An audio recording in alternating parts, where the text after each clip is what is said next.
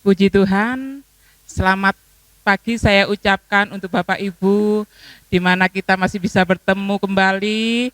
Kita akan memulai kebaktian kita pada pagi hari ini. Kita akan mulai kebaktian ini dengan satu pujian, Kau hiasi kehidupanku.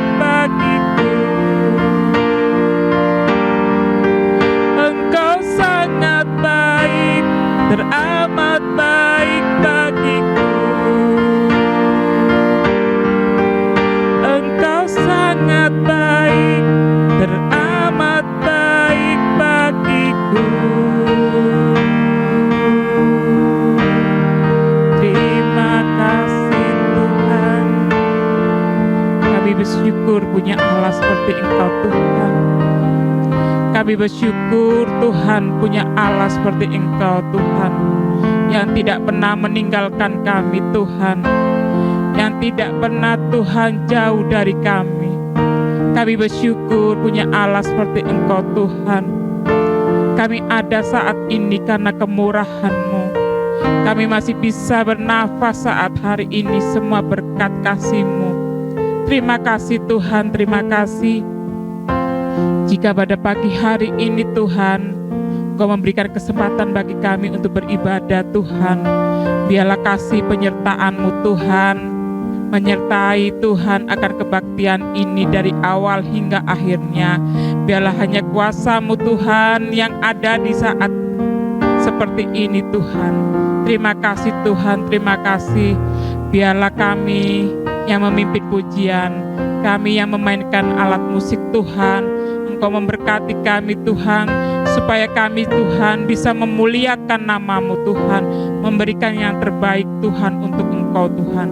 Terima kasih Tuhan, kami akan mulai Tuhan akan kebaktian ini Tuhan, hanya di dalam nama Tuhan Yesus Kristus, Gembala kami yang hidup. Haleluya, amin. Puji Tuhan, kita akan memberikan waktu kita, kesempatan kita untuk kita mendengarkan akan sebagian firman Tuhan. Kita akan pujikan lagu dengan apakan kita membalas segala kebaikan Tuhan. Dengan apa kita mau memberikan yang terbaik, selain memberikan yang terbaik untuk kemuliaan Tuhan. Puji Tuhan.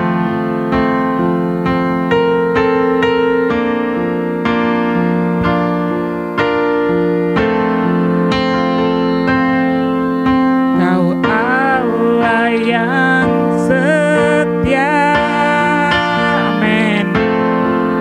Bapa yang mulia,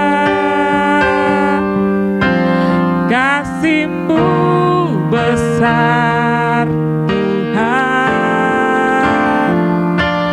Kau pulihkan hidupku, Kaulah harapanku, Kaulah harapanku.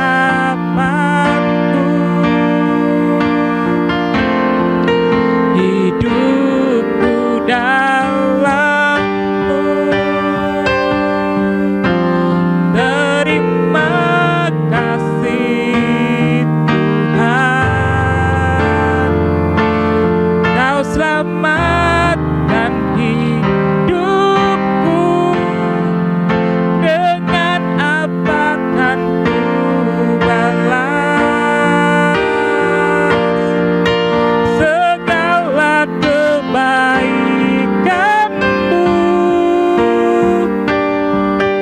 Segenap hatiku menyembah-Mu Yesus. Ku bersyukur padamu selamanya. Kaulah harapanku, Kaulah harapanku. Hidupku dalam-Mu. Terima kasih Tuhan, Kau selamatkan hidupku. Dengan apa kan ku balas segala kebaikan-Mu? Segenap hatiku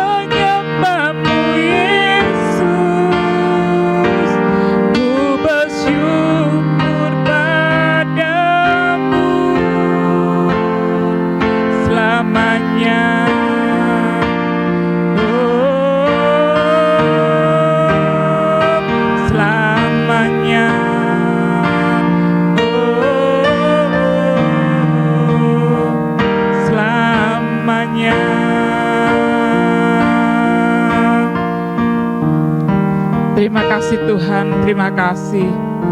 Engkau menyertai kami dari awal hingga saat kami akan mendengarkan akan firman-Mu. Biarlah Tuhan Kau pakai hati kami, Kau pakai telinga kami Tuhan, untuk kami mempersiapkan hati kami menerima akan firman-Mu, menerima akan kebenaran firman-Mu Tuhan. Biarlah Tuhan Kau juga urapi Bapak Gembala yang akan memberitakan akan firman-Mu. Kau tutup bungkus dengan kuasa-Mu Tuhan. Biarlah hanya marifat-Mu yang bekerja Tuhan, untuk memberikan Tuhan kebenaran firman-Mu itu Tuhan, untuk kami semua yang mendengarkan. Terima kasih Tuhan, terima kasih. Kami sambut firman-Mu Tuhan hanya di dalam nama Tuhan Yesus Kristus. Haleluya. Amin. Segala puji, hormat, dan kemuliaan hanya bagi Tuhan kita Yesus Kristus. Damai sejahtera dari surga kiranya turun atas kita pada pagi hari ini. Shalom. Pagi hari ini saya akan bahas tentang manusia duniawi atau manusia rohani. Kita membaca di dalam 1 Korintus pasal yang kedua, ayat yang ke-14 sampai 15. Tetapi manusia duniawi tidak menerima apa yang berasal dari Roh Allah, karena hal ini baginya adalah suatu kebodohan, dan ia tidak dapat memahaminya, sebab hal itu hanya dapat dinilai secara rohani. Tetapi manusia rohani menilai segala sesuatu, tetapi ia sendiri tidak dinilai oleh orang lain. Saudaraku, keberadaan seluruh umat manusia yang ada di muka bumi ini ditinjau dari sudut kerohanian dikategorikan menjadi dua bagian, yaitu manusia duniawi dan manusia rohani. Manusia duniawi adalah orang yang belum mengalami kelahiran baru di dalam Tuhan Yesus Kristus, yang hidupnya masih diperbudak oleh kedagingan dan oleh hawa nafsunya, karena dia memang berada di bawah kuasa si jahat. Itulah sebabnya maka orang itu disebut orang manusia duniawi, karena hidupnya ya mengikuti pola dunia sepenuhnya, sehingga dia tidak bisa menerima, bahkan menolak hal-hal yang berasal dari Roh Allah. Tadi disebutkan manusia duniawi tidak menerima apa yang berasal dari Roh Allah, karena hal itu baginya adalah suatu kebodohan. Ya, karena mereka tidak memiliki pengenalan yang benar akan Tuhan dan jalan-jalannya. Maka hidup mereka itu hanya bersandar kepada pengertian dan kekuatannya sendiri, sebab tidak ada Roh Kudus di dalam hidupnya. Sedang manusia rohani adalah mereka yang sudah mengalami kelahiran baru di dalam Tuhan Yesus Kristus. Ketika seseorang dengan iman menerima keselamatan yang disediakan melalui Kristus, saat itu ia mengalami kelahiran baru dan hidup sebagai manusia rohani. Dalam Yeskiel pasal 36 ayat 26 dan 27 dikatakan, firman Tuhan berkata, "Kamu akan kuberikan hati yang baru dan roh yang baru di dalam batinmu. Rohku akan kuberikan diam di dalam batinmu." Nah, saudaraku, sebagai manusia rohani akan senantiasa berpikir rohani dan memandang segala sesuatu itu dari sudut pandang rohani, dan selalu siap untuk tunduk kepada pimpinan Roh Kudus. Jadi langkah awal sebagai manusia rohani itu, ya, setiap orang percaya kepada Tuhan Yesus sebagai juru selamat hidupnya. Itu langkah awal. Nah, sebagai orang percaya, kita itu masuk kategori manusia rohani. Sebab itu, sudah seharusnya kita itu menunjukkan kualitas hidup yang rohaniah dan bukan duniawiah. Namun, hal yang mengagetkan, Rasul Paulus yang menyatakan pada jemaat di Korintus, coba kita membaca di dalam 1 Korintus pasal yang ketiga, ayat yang ke-1, di mana Paulus menyatakan, dan aku saudara-saudara, pada waktu itu tidak dapat berbicara dengan kamu seperti dengan manusia rohani, tetapi hanya dengan manusia duniawi yang belum dewasa dalam Kristus. Setiap kita yang percaya kepada Tuhan Yesus Kristus itu seharusnya diperbarui dari sehari ke sehari. Harus tumbuh dari kemuliaan kepada kemuliaan yang semakin besar. Lalu bagian apakah dari hidup kita itu yang dibaharui? Ya. Mari. Yang pertama, yang harus bertumbuh dan harus diperbaharui itu adalah manusia rohani kita. Coba kita membaca di dalam 1 Tesalonika pasal yang kelima ayat 23 ya. 1 Tesalonika 5 ayat 23. Semoga Allah damai sejahtera menguduskan kamu seluruhnya dan semoga roh, jiwa dan tubuhmu terpelihara sempurna dengan tak bercacat pada kedatangan Yesus Kristus Tuhan kita. Tuhan menjelaskan kepada kita bahwa hidup manusia itu terdiri dari 3 bagian, yaitu roh, jiwa, dan tubuh. Bagian yang kelihatan ya di luar ini adalah tubuh jasmani. Tetapi di dalam tubuh itu ya, di dalam tubuh kita ini saudaraku, terdapat jiwa dan roh. Ya. Jiwa itu berbicara tentang pikiran, perasaan, dan kehendak. Dan yang paling utama, inti dari manusia itu sebetulnya adalah roh. Dengan kata lain, ya begini, manusia seutuhnya itu adalah roh, jiwa, dan tubuh. Tetapi sejatinya manusia itu adalah manusia roh. Karena hidup utama kita itu adalah roh. Roh itu yang menghidupi tubuh dan jiwa kita ini.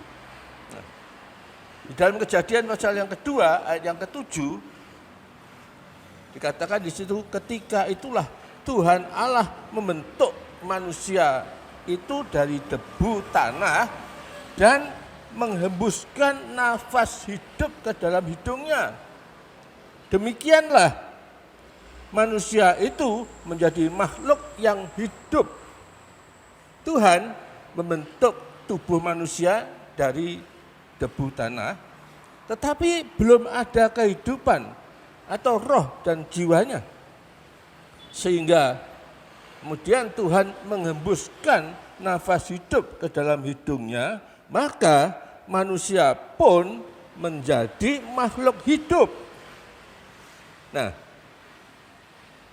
jika salah satu bagian itu diambil dari kita, ya, maka kita ini sebenarnya belum menjadi manusia.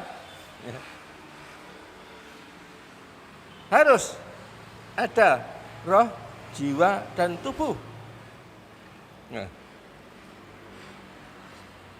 kalau salah satu diambil, ya kita ini bukan manusia, belum manusia, ya, belum menjadi manusia. Jadi kita sebenarnya itu adalah manusia roh. Roh manusia itu dalam Alkitab disebut juga hati, ya. Di dalam firman Tuhan disebut hati. Karena dalam Amsal pasal 4 ayat 23 mengatakan, jagalah hatimu dengan segala kewaspadaan, karena dari situlah terpancar kehidupan, ya, dari hati itu. Manusia adalah roh karena dia hidup ketika Tuhan mengembuskan nafas hidup ke dalamnya. Dalam Ayub pasal 33 ayat yang keempat,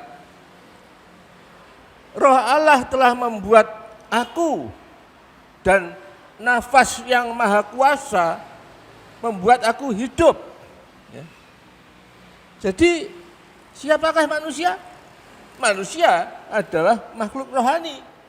Itulah sebabnya kesadaran kita untuk hal-hal yang rohani itu seharusnya lebih besar daripada kesadaran kita kepada hal-hal yang jasmani.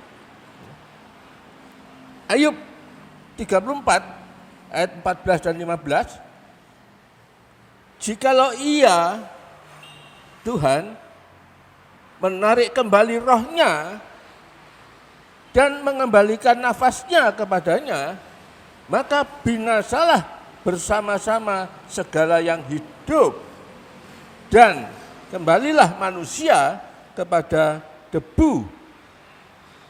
Firman Tuhan menjelaskan, jika Tuhan mengambil kembali roh kita, maka sebenarnya roh kita itu kembali kepada Bapa, sedang tubuh kita itu kembali menjadi debu dan tanah. Sebagaimana ditulis di dalam Pengkhotbah pasal yang ke-12 ayat yang ke-7, debu kembali menjadi tanah seperti semula, dan roh kembali kepada Allah yang mengaruniakannya. Ya. Jadi arti kematian itu adalah Tuhan menarik kembali roh kita kepadanya. Karena dari Tuhanlah kita itu menjadi hidup. Nah, pada waktu manusia pertama Adam diciptakan, Tuhan memberikan nafas hidup, itulah roh manusia. Jadi manusia adalah makhluk rohani yang memiliki jiwa dan tinggal di dalam tubuh. Lalu sekarang, kalau yang dibaru itu adalah manusia rohani, ukuran manusia rohani yang seberapa yang Tuhan kehendaki itu? Coba kita baca di dalam 2 Petrus pasal yang ketiga ayat 18. 2 Petrus pasal 3 ayat 18. Tetapi bertumbuhlah dalam kasih karunia dan dalam pengenalan akan Tuhan dan Juru Selamat kita, Yesus Kristus. Baginya kemuliaan sekarang sampai selama-lamanya. Ya. Lalu kita baca Efesus, ya, Efesus pasal 4 ayat yang ke-13. Sampai kita semua telah mencapai kesatuan iman dan pengetahuan yang benar tentang anak Allah, kedewasaan penuh dan tingkat pertumbuhan yang sesuai dengan kepenuhan Kristus. Firman Tuhan mengajar bahwa kita itu harus bertumbuh.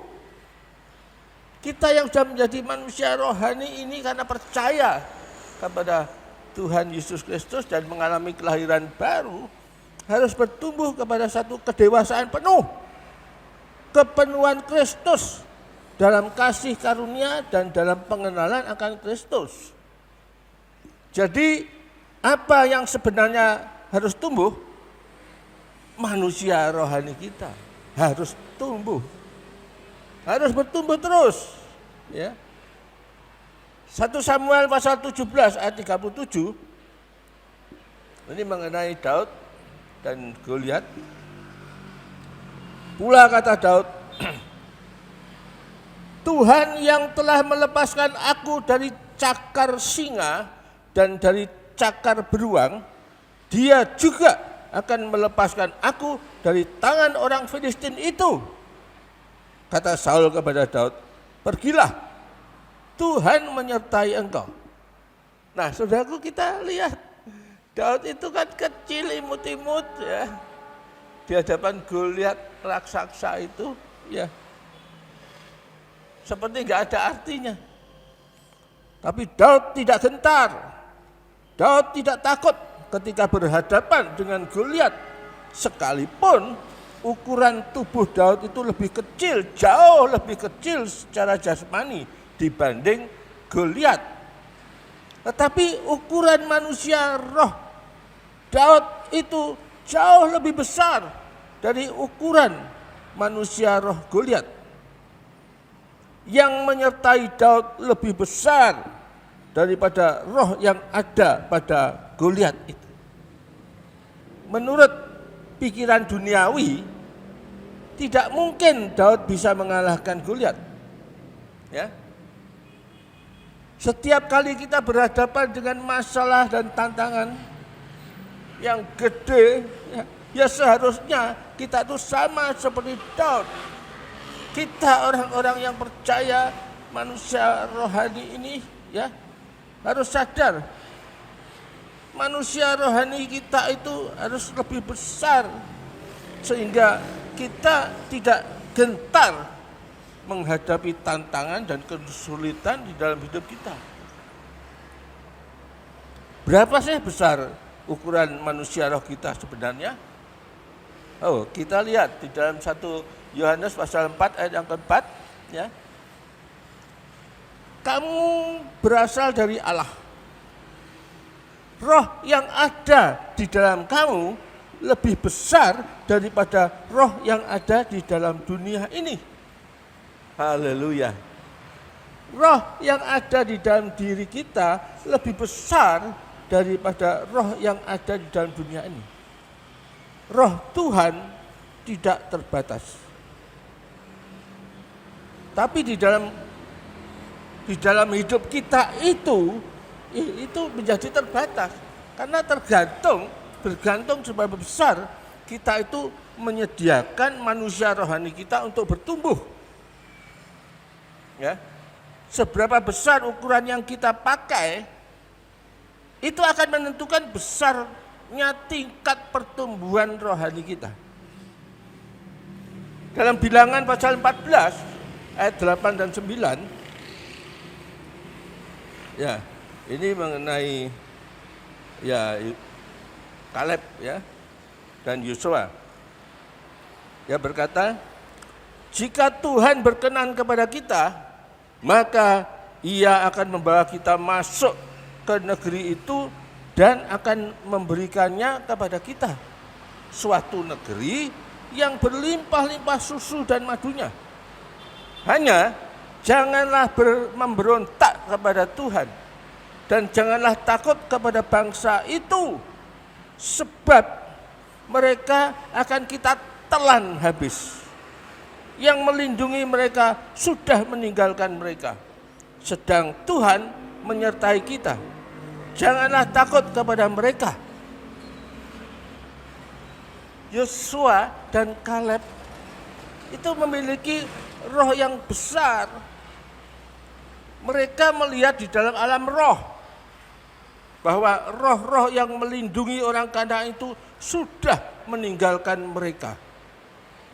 Dan sekalipun orang Kanaan itu secara fisik adalah raksasa ya, sebagaimana diakui ya di dalam Bilangan pasal 13 ayat 33, juga kamu lihat di sana orang-orang raksasa, orang enak yang berasal dari orang-orang raksasa. Dan kami melihat diri kami seperti belalang Dan demikian juga mereka terhadap kami. Ya. Itu kenyataan. Ya. Bangsa Israel cuma bagaikan belalang di hadapan mereka, di mata mereka. Tetapi manusia roh, Yosua dan Kaleb ini jauh lebih besar. Dan mereka itu melihat Tuhan itu jauh lebih besar daripada apapun. Karena dia mengetahui akan kebenaran ini. Ya. Mereka tidak melihat secara fisik atau natural, tetapi mereka itu melihat secara supranatural. Dengan manusia rohani yang besar, bahwa mereka itu yakin bahwa raksasa-raksasa itu di hadapan mereka itu hanya seperti belalang yang akan mereka telan. Ya. Jadi berapa besar ukuran manusia rohani kita itu menentukan kemenangan atau kekalahan kita. Kita bisa menang kalau manusia rohani kita besar, tetapi kita akan kalah jika hanya melihat dengan pandangan jasmani atau secara natural saja. Saya ingin jemaat gereja Betel Indonesia Paduan Kasih ini terus bergerak di dalam kegerakan supranatural. Dan hal itu bukan hanya sampai kepada mengalami mujizat saja, tetapi yang terutama adalah apakah ukuran manusia rohani kita itu sanggup melihat secara supranatural hal-hal yang tidak kelihatan. Ya. Dan ukuran manusia roh kita itu terus bertumbuh semakin besar ke arah kepenuhan Kristus. Dalam 2 Raja-Raja pasal yang keempat ayat yang ketiga, ya. Lalu berkatalah Elia, pergilah, mintalah bejana-bejana yang dari luar, daripada segala tetanggamu, bejana-bejana kosong, tetapi jangan terlalu sedikit. Saudaraku, seberapa besar ukuran yang kita sediakan untuk menerima Roh Kudus itu mengalir akan menentukan seberapa besar kita menerima dan kita tumbuh di dalam satu tingkat pertumbuhan kita.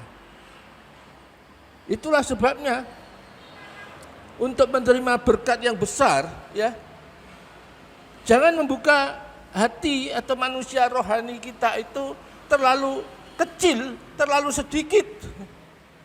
Kita harus buka seluas-luasnya untuk menerima janji Tuhan ini. Ya, memang itu adalah hal yang belum kita lihat. Namun kita harus tahu bahwa kita saat ini sebagai manusia rohani ini harus hidup dengan iman. Ya. Dalam 2 Korintus pasal yang keempat ayat yang ke-18 dan 16, ya, saya balik, ya. Ayat yang ke-18, sebab kami tidak memperhatikan yang kelihatan, melainkan yang tidak kelihatan. Karena yang kelihatan itu sementara, sedangkan yang tidak kelihatan adalah kekal. Lalu ayat yang 16, ya. Sebab itu kami tidak tawar hati. Tetapi meskipun manusia lahiriah kita, ya, lahiriah kami, ya, yang nampak ini, yang kelihatan ini, semakin merosot, ya. Namun manusia batiniah kami yang enggak kelihatan itu, ya, manusia roh kita itu, ya, dibaharui dari sehari ke sehari. Jikalau kita ingin mengalami mujizat-mujizat dan hal-hal yang supranatural, kita harus melihat kepada hal-hal yang rohani. Dan manusia rohani kita itu harus semakin tumbuh besar, sekalipun manusia jasmani kita itu semakin merosot. Yosua dan Kaleb itu pergi dengan manusia roh yang besar, bahkan lebih besar dari orang-orang Kanaan, karena mereka melihat dalam alam roh atau alam supranatural itu, yang rohani itu, bahwa mereka itu sudah mengalami kemenangan yang besar. Yakin, ya, mereka beriman. Manusia rohani kita itu harus semakin dibarui, bertambah besar, bertambah peka, ya, dan harus terus bertambah. Karena sebenarnya kemuliaan Tuhan itu tidak terbatas. Nah, itu sebabnya manusia rohani kita itu harus diperbesar. Karena tanpa pertumbuhan dalam manusia rohani kita itu tidak akan ada terobosan dan mujizat-mujizat yang terjadi. Dimensi manusia rohani kita itu adalah kekekalan, saudara. Dalam Ibrani pasal yang ke-11 ayat yang ke-1, ya, dikatakan di situ, iman adalah dasar dari segala sesuatu yang kita harapkan dan bukti dari segala sesuatu yang tidak kita lihat. Ya. Manusia rohani atau manusia roh atau hati kita yang tidak kelihatan, artinya kita harus dapat melihat kepada apa yang tidak kelihatan. Ya. Dimensi alam roh adalah kekal. Artinya jika kita itu dipimpin oleh Roh Kudus, maka dimensi di mana kita itu berjalan, kita hidup, kita beraktivitas adalah dimensi kekekalan. Hidup kekal itu sudah kita terima pada saat ini, bukan nanti setelah kita berpisah dengan tubuh, saudara. Saat ini hidup kekal itu menjadi milik kita karena kita mengenal akan Kristus dengan benar. Karena Kristus itu ada di dalam kita, hidup kekal itu ada di dalam kita. Dan kita itu berjalan di dalam dimensi kekekalan. Sebagaimana yang ditulis oleh Rasul Paulus di dalam 2 Korintus pasal 4 ayat 18 tadi, sebab kami tidak memperhatikan yang kelihatan, melainkan yang tidak kelihatan, karena yang kelihatan adalah sementara, sedangkan yang tidak kelihatan adalah kekal.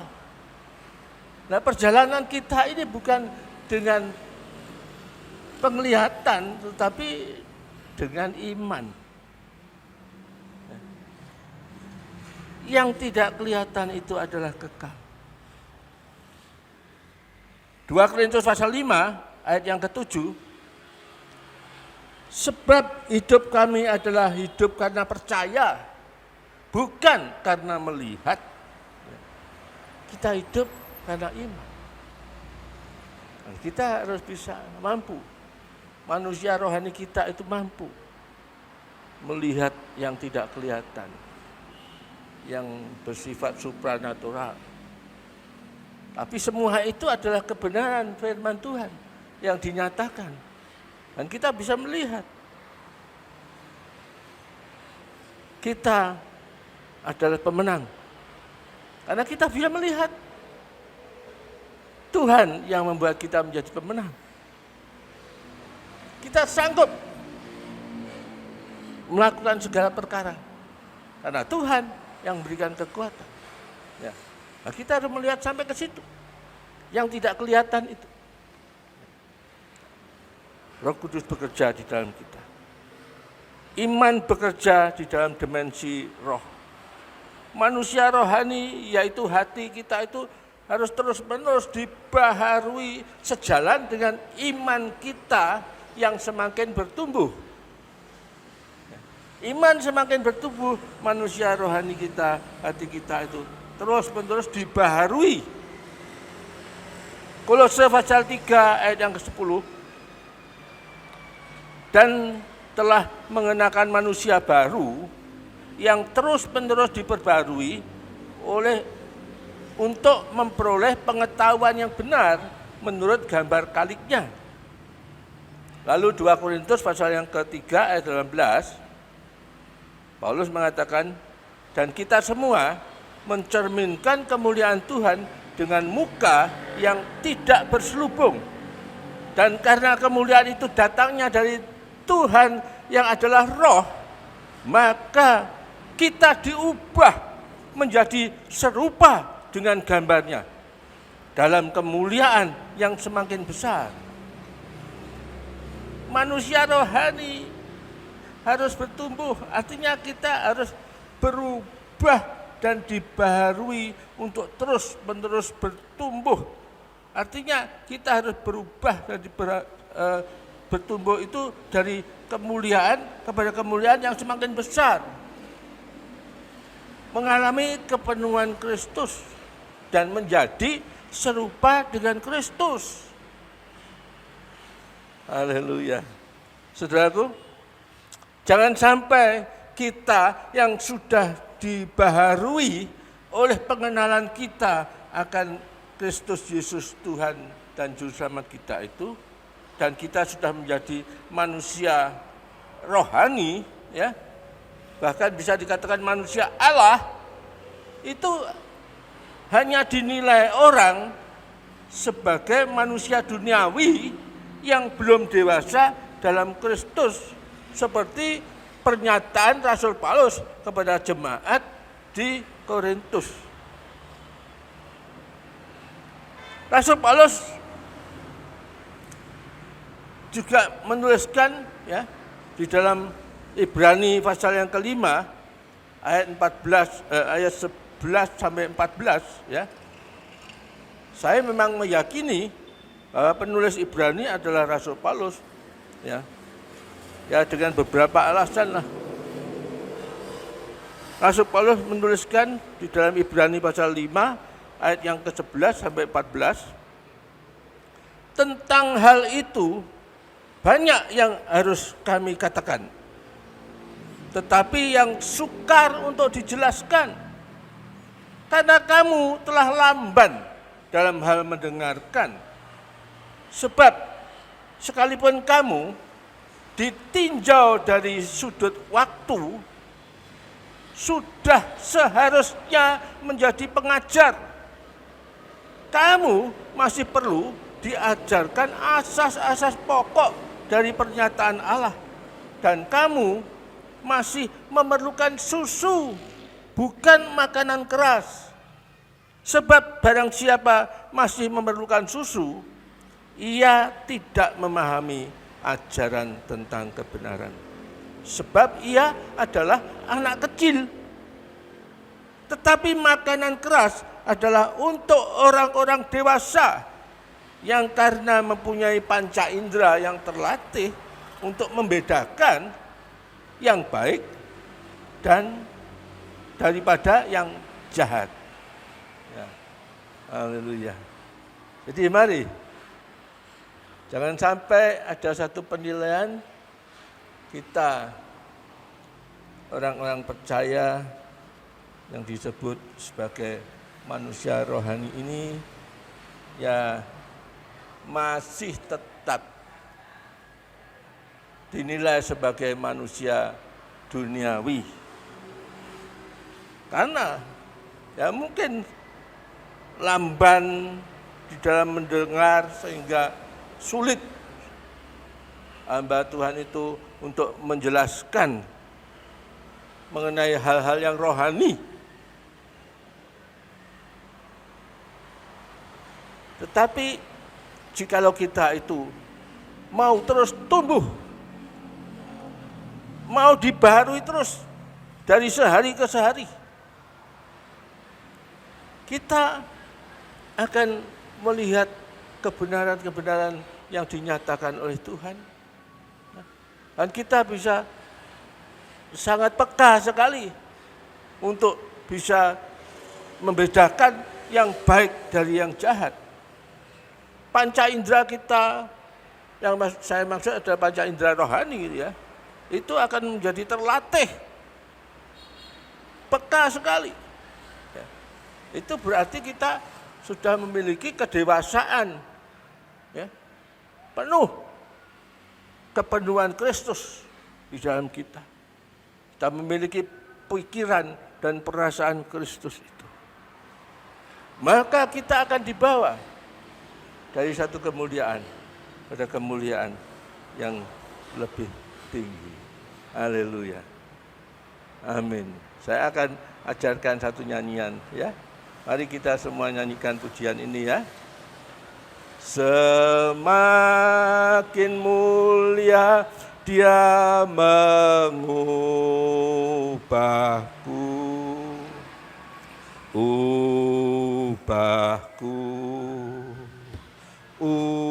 ubahku menjadi serupa dengan gambarnya. Orang saksikan kasih-Nya. Dia ubahku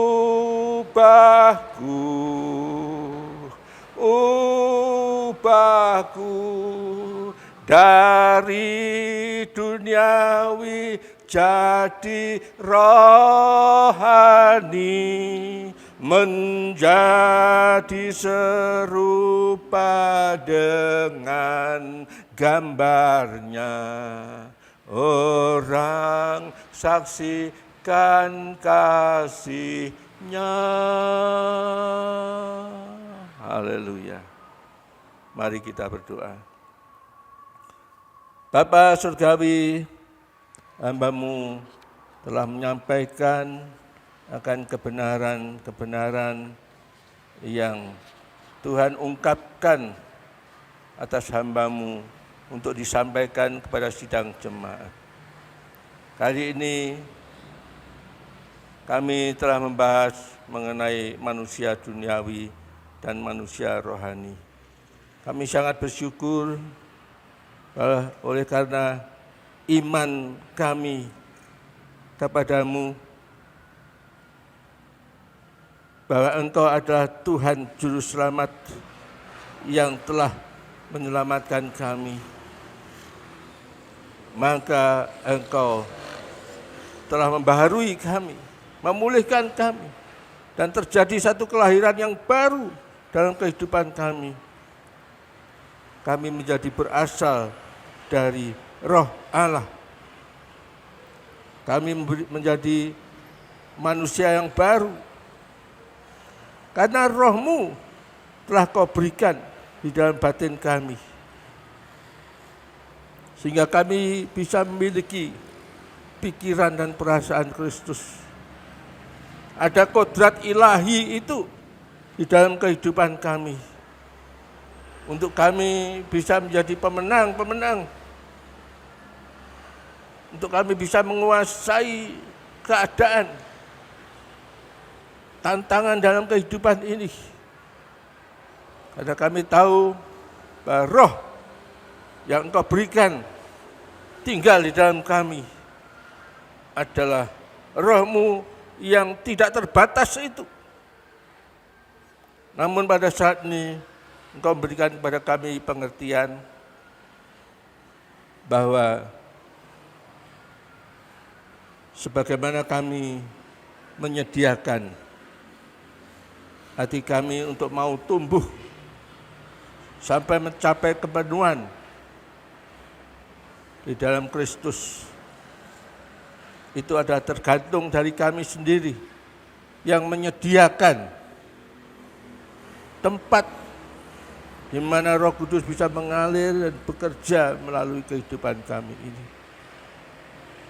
Terima kasih Tuhan untuk pengertian yang Tuhan sudah berikan. Kiranya sidang jemaat-Mu yang pada saat ini ikut beribadah secara online ini, mereka pun juga mengerti Engkau mencelikkan mata hati mereka, sehingga mereka sungguh-sungguh menyadari bahwa saat ini status mereka adalah manusia rohani, manusia Allah, manusia yang baru, dan semuanya itu boleh membawa kami dari satu kemuliaan kepada kemuliaan yang lebih besar lagi.